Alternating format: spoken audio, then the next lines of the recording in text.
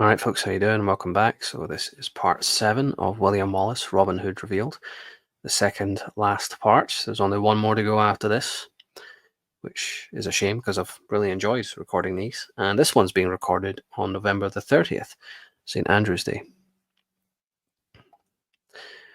Disclaimer.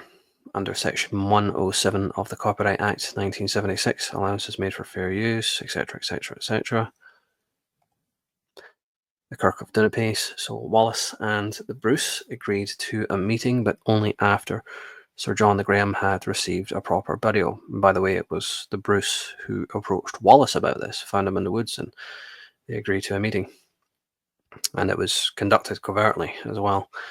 The two met at the Kirk of Dunipace, and Bruce promised never again to spill the blood of his countrymen, a promise which he kept, by the way. The English were headquartered at Linlithgow. Wallace split his men into two groups, with Earl Malcolm and his Lennoxmen targeting Linlithgow itself. Meanwhile, Wallace and his group would strike the English camp. The Solway Sands. So the plan worked, with the Lennoxmen burning down Linlithgow. The Scots under Wallace got so close to King Edward that one of them was able to grab the bridle of his horse.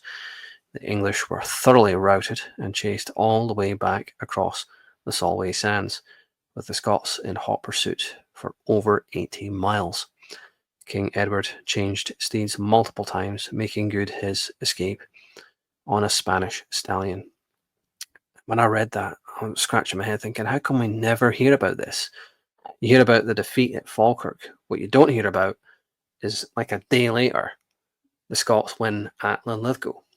I don't think it even was a day. It was like 12 hours later or something like that. It was a real surprise because the English had won the battle. They were, relaxing now. They weren't expecting a counterattack. They thought, we've won this great battle. We can relax a little bit. And then Wallace just hits them, when their guard is down once again, and this is an even more crushing defeat than Stirling Bridge. You hear about that, but you never hear about this. No wonder this book cost £100. Kind of embarrassing. A pirate vessel. So, disheartened by the lack of unity at Falkirk, Wallace felt that his guardianship would only lead to further discord or possibly civil war. He resigned his office and decided to live out the rest of his life in France. Wallace took with him close friends and family as he set sail aboard a merchant vessel. At the mouth of the Humber, they came across a pirate vessel captained by John of Lynn. A fierce exchange. So whilst the crew of the merchant vessel panicked, Wallace scoffed. Absent armour, he ordered his men to don animal skins. After a fierce exchange of spears and arrows, the merchant and pirate vessels locked together, and with the battle fought at close quarters, the Scots gained the upper hand and slaughtered the pirates. That's where Wallace just has the worst luck at sea. It seems like every time he steps on board a vessel, he gets accosted by pirates.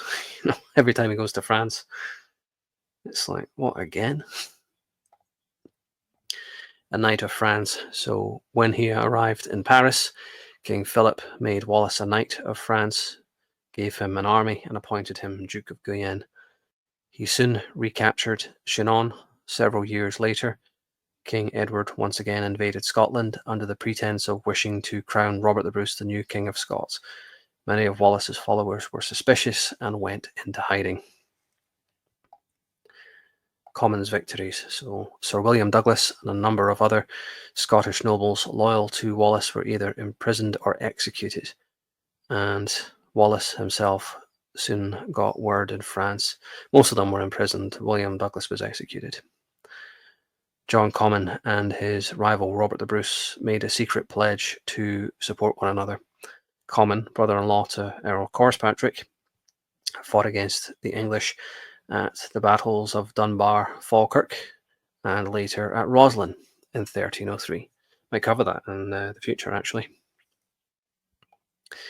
Comyn and Bruce. So Comyn commanded a great deal of support. He struck a deal with Robert the Bruce, but they both knew that they had to play the long game. The Bruce recognised the necessity of involving his cousin Wallace. He had both supported Wallace in the past and had fought against him in battle. He knew how necessary it was to get him on side. In fact, rather impressively, Robert the Bruce wounded Wallace in battle not once but twice at the Spottismuir and later at Falkirk, which is incredibly impressive. Robert the Bruce must have been a great warrior in his own right to even land a hit on Wallace, let alone a wound.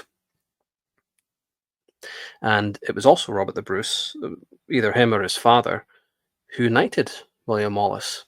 Something else that's not very well known. But we don't actually know whether it was Robert the Bruce who became king or whether it was Robert the Bruce, the father of the future king. We don't know. Or if you do know, post it in the comments, because I'm not actually sure which Robert the Bruce knighted him. But it's pretty interesting. The secret pledge. So at the mere mention of Wallace's name, Comyn grew cold. Proof of their secret pledge found its way into English hands. Whether Comyn did this deliberately or was simply careless is not known, but regardless, the Bruce accused him of betrayal and murdered him. Meanwhile, Wallace doubled down in France with support from Thomas de Longueville and the Duke of Orleans. Wallace captured almost all of Guyenne. So did Comyn do this on purpose? I tend to lean towards no, because why make the secret pledge in the first place just to tip off the English that you've done that? I mean, he'd be putting himself in danger. But nobody really knows. A violent dispute. Wallace had the English cornered at Bordeaux, but the garrison there was too well supplied by sea. He rode to Paris to report the situation and to request reinforcements. Unwilling to lose Wallace, King Philip concealed from him a letter begging him to return to Scotland. In fact, in that letter, they also asked him to assume the crown of Scotland as well. There was always people who wanted Wallace to become king. Soon after, Wallace got into a violent dispute with an envious French captain at Chinon. King Philip invited Wallace to dwell at his court for his own safety. Back in English hands. So, two squires at King Philip's court came up with a devious scheme to trick Wallace into fighting King Philip's lion. Wallace was outraged, but he fought the beast regardless. After slaying the animal, he harshly rebuked the French king and returned home covertly, staying with one of his Crawford cousins just outside of St. Johnstone. All of Scotland was once again back in English hands, and they were weary of Wallace's return. Yeah, they were probably on the lookout thinking he's going to show up at some point. So they've got their guard up this time, they're not fooling around. And as for this whole thing about Wallace fighting the lion, it's all a big miscommunication. It's like that game Telephone, so-and-so said this, so-and-so said that, it's just like that, It's just because, Wallace was the favourite of King Philip, and there were many people who were envious of that. And they wanted to get rid of Wallace, so they went to the two squires. They went to King Philip. Wallace wants to fight the lion. I was like, what? And then they went to Wallace and said, the king wants you to fight his lion. I was like, what? The funny thing is both King Philip and Wallace had the same reaction. I'm like, really? But there you have it. Elcho Park. So when the English noticed Crawford buying more than the usual amount of food, they arrested and tortured him, under which Crawford gave up Wallace's position. The English followed him home, but Wallace knew of his cousin's betrayal through a dream. Wallace and his men armed and armoured themselves, taking to the woods of Elcho Park. They were soon hemmed in by the English and forced into a cave. The Methven Wood. So the English tried to talk Wallace into surrendering, but to no avail. In fact, Wallace actually laughed at them, like, really, you think I'm going to surrender? A heavy mist descended, and Wallace and his men fought their way out. They then took refuge in the Methven Wood. Little did Wallace realise that they were not alone, as 5 men were quietly stalking him on King Edward's orders. They had been charged with the task of capturing Wallace on pain of death. In other words, if they don't capture Wallace, their lives are forfeit. And I believe it was 3 Englishmen and 2 Scots. So there you have it. Much needed sustenance. So Wallace peeled off from his men to gather his thoughts. 3 days they had waited, and now the 5 men struck after he fell asleep. He woke from his slumber when they gripped him and killed them all. Wallace's companions were annoyed at his recklessness in going off on his own. However, the stalkers had provided the outlaws with much needed sustenance. And just like every time Wallace goes to France, he gets accosted by pirates. Every time someone wakes him up, he kills them. This is a recurring theme. It's actually a few times in the book where actually there's got to be another incident like that in the next presentation. Every time you wake him up, he kills people. Never wake up Wallace, just let him sleep. Especially if you're English. Wallace, I get the impression he wasn't really a morning person. Anyway, happy St. Andrew's Day if you're watching this on the day I recorded it. And I'll see you for the final presentation in part 8, where we'll wrap this all up. And this has been a real pleasure. This has been an honor doing this. The true life of William Wallace, not the absolute pish you get in Braveheart. It's a good film, but it's not historically accurate. It's a load of shite if you're talking about historical accuracy.